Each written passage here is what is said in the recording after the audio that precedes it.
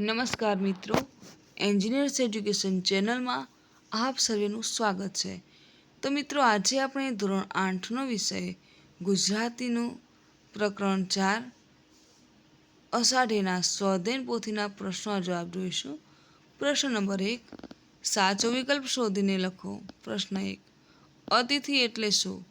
Option અ, તિથિ જોઈને આવે એ. ઓપ્શન બ, યજમાન. ઓપ્શન ક, તિથિ જોવા આવે એ. અને ઓપ્શન ડ, આતિથ્ય. સાચો વિકલ્પ છે ઓપ્શન બ, યજમાન. પ્રશ્ન 2 જોઈએ. કવિએ ખાલી જગ્યામાં ધરતીના શ્વાસ છે એમ કહ્યું છે. ઓપ્શન અ, પ્રભાતમાં. ઓપ્શન બ, પછેડી. ઓપ્શન ક, તણખલા. અને ઓપ્શન ડ, ફૂલ. તો સાચો વિકલ્પ છે ઓપ્શન ક, તણખલા. 3, કવિએ ફાગણ માસનું ફૂલ ખાલી જગ્યાને કહ્યું છે. ઓપ્શન અ, અતિથિને. ઓપ્શન બી, આંગણાને. ઓપ્શન ક, અષાઢ. ઓપ્શન ડ, ધરતીના શ્વાસ. તો સાચો વિકલ્પ છે ઓપ્શન અ, અતિથિને. 4, કવિએ સવાર થતાં ખાલી જગ્યા ઓઢવાની ના પાડી છે. અ, પસેડી. બ, પરોઢ. ક, શીતળ. અને ડ, પીમળ. સાચો વિકલ્પ છે ઓપ્શન અ, પછેડે. પ્રશ્ન 5 જોઈશું. જુદો પડતો શબ્દ શોધો. ઓપ્શન અ, ફોરમ. ઓપ્શન બ, સુગંધ. ઓપ્શન ક, સહવાસ. ઓપ્શન ડ, પીમળ. સાચો વિકલ્પ છે ઓપ્શન ક, સહવાસ. પ્રશ્ન 2, ઉદાહરણ મુજબ શબ્દો લખો. પરોઢ તો પરોઢિયું. તણખો તો તણખલું. પછેડી તો પછેડિયું. આંગણું તો આંગણીએ. ઉગવું તો ઉગ્યો અથવા તો ઉગાડ્યું. મચકોડ તો મચકોડિયું. આગળ જોઈશું.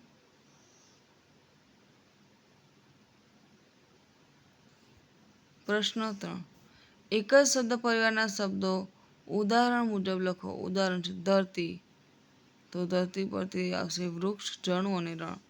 અજવાળું તો પ્રકાશ, રોશની અને તિમિર. આંગણું તો ચોક, ફળિયું અને ચોગાન. અતિથિ તો મહેમાન, યજમાન અને પરોણો. વાયુ એટલે પવન, હવા અને સમીર. ફૂલ તો પુષ્પ, સુમન અને કુસુમ. આગળ જોઈશું. પ્રશ્ન 4, આપેલા શબ્દોને ફેરફાર કરીને ઉદાહરણ મુજબ લખો. તો ઉપયોગ તો ઉપયોગિતા, એ રીતે સંવાદિતા તો સંવાદ. બીજો શબ્દ આપણે લખીએ પસંદ તો પસંદિતા. તેજસ્વી તો તેજસ્વિતા. મનસ્વિતા આપ્યું છે બરાબર, તો મનસ્વી લખીશું. મેદસ્વી તો મેદસ્વિતા. પ્રશ્ન 5 જોઈશું. ઋતુ ગીતની પંક્તિ મેળવીને લખો.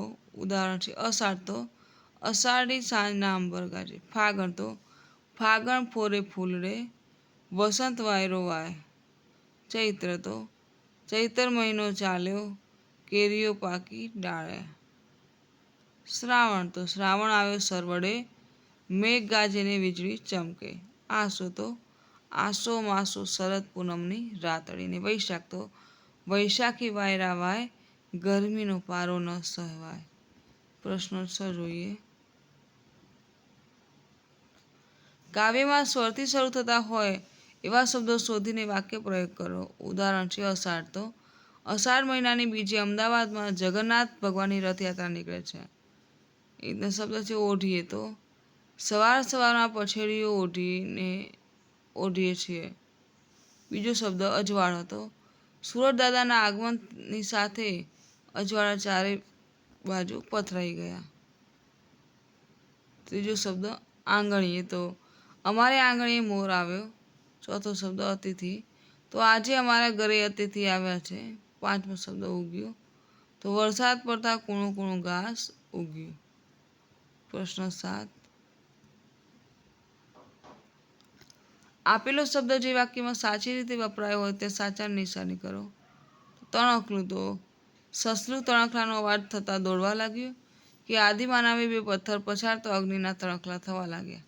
સાચો વિકલ્પ છે ઓપ્શન 1, સસલું તણખલાનો અવાજ થતો દોડવા લાગ્યું. બીજો શબ્દ પીમળ તો મહાન માણસોના કાર્ય પીમળની જેમ પ્રસરાતા હોય છે. કે ગટરની પાસેથી પસાર થતો તેને પીમળ નાકને મદમદાવી ગઈ. તો સાચો વિકલ્પ છે કે મહાન માણસોના કાર્યો પીમળની જેમ પ્રસરાતા હોય છે. આગળ જોઈએ.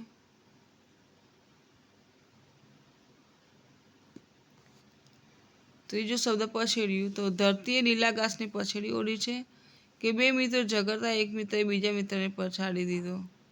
તો સાચું વિકલ્પ છે કે ધરતીએ લીલા ઘાસને પછેડી ઓઢી છે. ચોથું વાક્ય પ્રથમ એટલે જયની પ્રથમ યશ ઊભો છે કે રાજાને જોતા સૈનિકે પ્રણામ કર્યા. તો પ્રથમનો અર્થ થાય કે જયની પ્રથમ યશ ઊભો છે. પ્રશ્ન 8 જોઈએ. મહેમાન ગતિને લગતું તમે સાંભળેલું કે વાંચેલું ગીત લખો. તો આવો પધારો મારા આંગણે, હૈયાના હેતથી વધાવો તમને, પાણીનો લોટો ને પ્રેમનો કોળિયો, આપું તમને મારા મહેમાન, સુખ દુઃખની વાતો આપણે કરીએ, હૃદય ખોલીને પ્રેમથી મળીએ, આવો પધારો મારા આંગણે. પ્રશ્ન 9. આપેલા ઉદાહરણ મુજબ રેખાંકિત શબ્દ માટે સંધિ સ્વરૂપે શબ્દ મૂકો. ઉદાહરણ છે, આ અમારું વિશ્વાલય છે. તો આ વત્તા આ એટલે આ અમારું વિદ્યાલય છે. તો સંધિ સ્વરૂપે લખીશું કે આ અમારું વિદ્યાલય છે.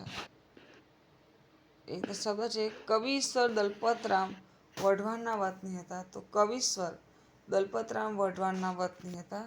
બીજું વાક્ય, ગુરુ ઉત્તમ યાજ્ઞવલ્કલે યજ્ઞ કર્યો. તો ગુરુ ઉત્તમ યાજ્ઞવલ્કલે યજ્ઞ કર્યો. ત્રીજું વાક્ય, રામાયણ વાલ્મીકી મુનિએ રચ્યું છે. તો રામાયણ વાલ્મીકી મુનિએ રચ્યું છે. ચોથું વાક્ય છે કે નારીશ્વર એટલે નારીના રૂપમાં રહેલ ઈશ્વર. તો નારીશ્વર એટલે નારીના રૂપમાં રહેલા ઈશ્વર. 5. વનમાંથી પાછા આવ્યા પછી રામનો રાજ્ય અભિષેક થયો. તો વનમાંથી પાછા આવ્યા પછી શ્રી રામનો રાજ્યાભિષેક થયો. પ્રશ્ન 10. પ્રશ્નોના જવાબ લખો. પ્રશ્ન 1. અષાઢ ઋતુનું વર્ણન તમારા શબ્દોમાં લખો. તો અષાઢ મહિનામાં વરસાદ પડે છે અને ધરતીનું સૌંદર્ય વધે છે. ધરતી જાણે નવ શણગાર ધારણ કરે છે એવું લાગે છે. પ્રશ્ન 2. પરોઢ થતાં જીવસૃષ્ટિ પર થતી અસરો લખો. તો પરોઢ થતાં સૂર્યદાદાના નવા કિરણો સાથે ધરતીની સજીવ સૃષ્ટિમાં પ્રાણ પૂરાય છે અને ચહલપહલ ચાલુ થાય છે. પ્રશ્ન 3. તમને જોઈને ક્યારે કોઈએ મોં મચકોડ્યું છે? એ સમયની તમારી લાગણી લખો. તો હા, ત્યારે મેં વિચાર્યું હતું કે મારા સ્વભાવ દેખાવમાં શું ખોટું છે. જો મને ખબર પડી જાય તો હું ભવિષ્યમાં આ સુધારવા પ્રયત્ન કરીશ. આગળ જોઈશું. પ્રશ્ન 4. તમે પછેડીનો ઉપયોગ ક્યાં ક્યાં કરો છો? તો પછેડીનો ઉપયોગ હું ઘાસ બાંધવા, ઠંડીથી બચવા, બેસવા અને સૂવા માટે ઉપયોગ કરું છું. પ્રશ્ન 5. ઘાસમાં ધરતીના શ્વાસ છે એવું શા માટે કહ્યું હશે? તો ધરતી ઘાસ દ્વારા શ્વાસ લે છે એવું લાગે છે, તેથી ઘાસને ધરતીના શ્વાસ સમાન કહ્યા છે. પ્રશ્ન 6. નીચેની પંક્તિનો ભાવાર્થ સમજાવો. તો મારે આંગણીએ ઉગ્યું એ પરોઢિયું જી, એ જી એ તો ફાગણ કેરું ફૂલ, એમાં એવી તે કઈ ભૂલ. તો આ પંક્તિમાં કવિના આંગણે આવેલ અતિથિએ પરોઢિયે આવતા અજવાળામાં ખીલી ઉઠતા ફાગણના ફૂલ જેવી મનોહર ખુશી છે. નવા વ્યક્તિને મળવા કવિ મોં ન મચકોડે અને કોઈપણ પ્રકારની ખામી કે ભૂલ વગર સંપૂર્ણપણે નિર્દોષ અને આનંદ ભાવનાથી મળવા કહે છે. આગળ જોઈશું. પ્રશ્ન 11. આપેલા શબ્દને ઉદાહરણ મુજબ કલાત્મક રીતે મનગમતા રંગ લખીને પૂરો. તો અતિથિ શબ્દને લખી અને મેં મનગમતો કલર પૂરો છે, બરાબર. તો તમારે પણ તમારો મનગમતો કલર પૂરવાનો છે અને કલાત્મક રીતે લખવાનો છે. તો અહીં આપણો વિડીયો પૂર્ણ થાય છે.